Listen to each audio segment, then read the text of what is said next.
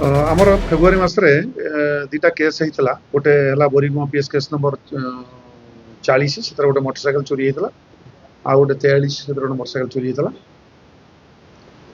ସେଥିରେ ଆଇଓ ଥିଲେ ଆମର ଏସ୍ ବେହେରା ଆଉ ଏସ୍ଆଇ ଡିବା।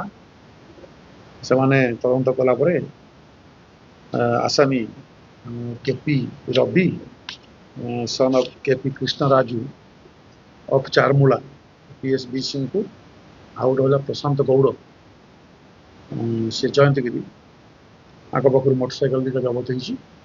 ଏବଂ ଅନ୍ୟ ଯେଉଁଟା ରିପୋର୍ଟ ଆମ ପାଖରେ ହେଇନି, ଗୋଟେ ମୋଟରସାଇକେଲ 3ଟା ମୋଟରସାଇକେଲ ମଧ୍ୟ ଜବତ ହେଇଛି, ଯେଉଁଟାକି ଓନରସିପ୍ ଟ୍ରେସ୍ କରାହେବ ଏବଂ ତାଙ୍କ ଓନରକୁ ଖବର ଦିଆଯାଇ ଟ୍ୟାଗ୍ କରାଯିବ।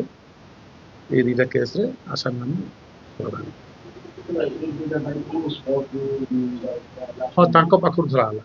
ସେମାନେ ତାକୁ ନେଇକରି ରଖିଥିଲେ ଏବଂ ବ୍ୟବହାର କରୁଥିଲେ, ସେଥିପାଇଁ ଧରା ହେଲା।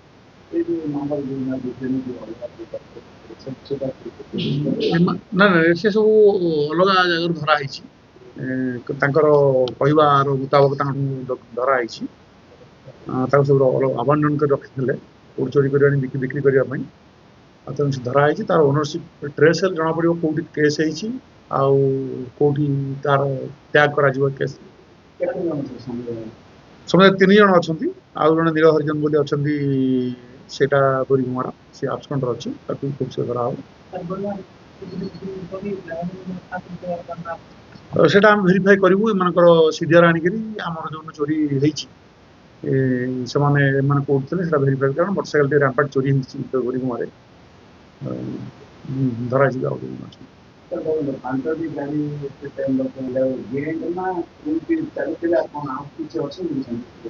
ଆଉ ନିଶ୍ଚିତ ଭାବରେ ଥିବେ, ନାହାନ୍ତି ବୋଲି କହିହବନି, ନିଶ୍ଚିତ ଭାବରେ ଥିବେ ଆହୁରି।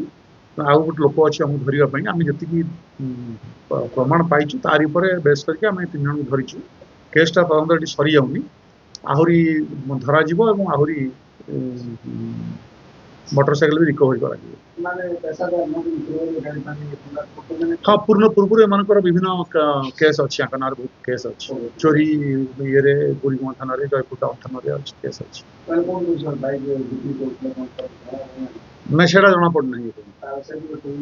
ହବ, ତଦନ୍ତ ନିଶ୍ଚିତ ଭାବରେ ହବ, କାରଣ ଆମର ବହୁତ ଗାଡି ଚୋରି ହେଇଛି ବୋରିଗୁମାରୁ ଏବଂ ଆମେ ସବୁ ଗାଡିର ସବୁ କେସ୍କୁ ଏକାଠି କରିକିରି ତାକୁ ତଦନ୍ତ କରିବୁ।